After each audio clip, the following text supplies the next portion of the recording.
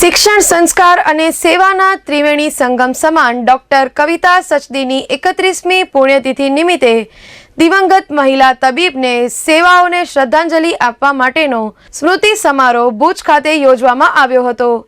આ પ્રસંગે કચ્છ યુનિવર્સિટીના કુલપતિ શ્રી ડોક્ટર મોહન પટેલ, જયંતી જોશી શબાબ, મહેશભાઈ ઠક્કર, કાંતિભાઈ ગોર, જાણીતા ધારાશાસ્ત્રી શંકરભાઈ સચદે, હિરેનભાઈ સચદે, ઉર્મિશભાઈ સચદે ઉપસ્થિત રહ્યા હતા। મંચસ્થ મહાનુભાવોના હસ્તે દીપ પ્રાગટ્ય કરીને કાર્યક્રમને ખુલ્લો મૂકવામાં આવ્યો હતો। ટ્રસ્ટી શ્રી હિરેનભાઈ સચદે, અતિથિ ડોક્ટર મોહનભાઈ પટેલ, ટ્રસ્ટી વિનેશભાઈ સચદે શ્રી જયંતિભાઈ જોશી શબાબનું પુસ્તકથી સન્માન કર્યું હતું। ઉપસ્થિત સૌ મહાનુભાવોએ ડોક્ટર કવિતા સચદેના તૈલચિત્રને ફૂલહાર કરીને શ્રદ્ધાંજલિ આપી હતી। આ પ્રસંગે ઉપસ્થિત વિદ્યાર્થીઓને સ્કોલરશીપનું વિતરણ કરવામાં આવ્યું હતું। કાર્યક્રમની આભાર વિધિ લલિતભાઈ કોટક અને સંચાલન શ્રીમતી કાજલબેન ઠક્કરે કર્યું હતું। મીરા એટલે કે કવિતા સચદેના 31મા પુણ્યતિથિ નિમિત્તે આપણે સ્કોલરશીપ કે જેમાં BHMSમાં વિદ્યાર્થીઓ જે અભ્યાસ કરતા હોય એને પહેલા વર્ષ, બીજા વર્ષ, ત્રીજા વર્ષ અને ચોથા વર્ષમાં 15,000 રૂપિયા જેટલી સ્કોલરશીપ આપવામાં આવી।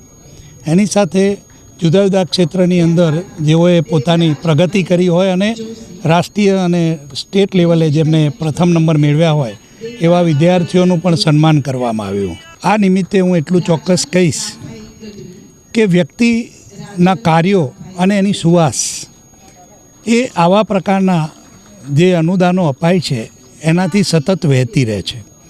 જે વિદ્યાર્થીઓ આ ઇનામને પાત્ર ઠર્યા છે એમને આજીવન પોતાના વિષયનું તો કામ કરશે, પણ મીરાના સહયોગથી જે એને સ્કોલરશીપ મળી એના કારણે એનું જીવન પર્યંત એ મીરાને હંમેશા યાદ કરતા રહેશે।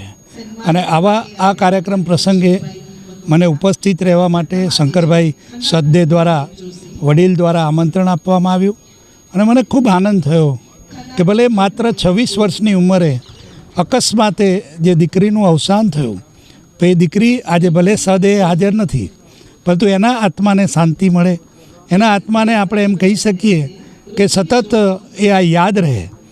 એના માટે અહીંયા જે રીતે સ્કોલરશીપ અને ઇનામનું કાર્ય કરવામાં આવે છે એ સચદે પરિવાર મને જ્યારે આમંત્રણ કરવામાં આવ્યું ત્યારે હું એમનો જેટલો પણ આભાર માનું એટલો ઓછો છે અને મને ખરેખર આનંદ છે કે કચ્છમાં આવા સતત કાર્યક્રમો થતા રહે છે કે જેના કારણે વિદ્યાર્થીઓ અભ્યાસમાં આગળ વધી શકે એવા કાર્યક્રમો હજી પણ આગળ થાય એવી આશા અને અપેક્ષા છે। ડૉક્ટર કવિતા મીરા સચદેની આજે 31મી પુણ્યતિથિ છે।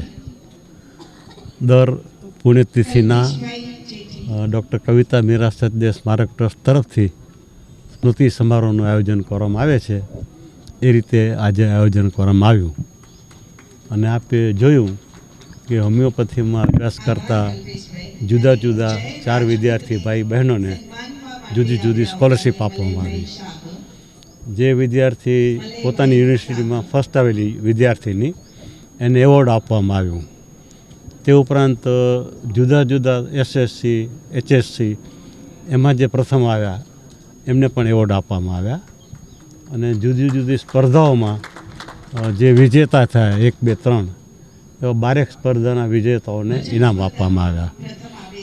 આપે જોયું કે આ પ્રસંગે પંડિત શામજી કૃષ્ણ વર્મા, કચ્છ યુનિવર્સિટીના કુલપતિ ડૉક્ટર મોહનભાઈ પટેલે જે વાત કરી એ જો આજના વિદ્યાર્થીઓ સમજે તો એમનું ભવિષ્ય ઉજળું થઈ શકે, એમના પરિવારનું ભવિષ્ય ઉજળું થઈ શકે, ભુજનું, કચ્છનું, ગુજરાતનું અને દેશનું ભલું થઈ શકે એવી વાતો એમણે પોતાના મનનીય પ્રવચનમાં કરી।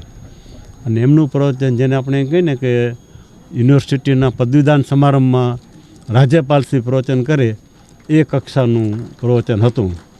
તો હું માનું છું કે એમના પ્રવચનમાંથી અહીં ઉપસ્થિત સૌને ખૂબ જ પ્રેરણા મળશે અને એમનું જીવન જીવવા લાયક બનશે।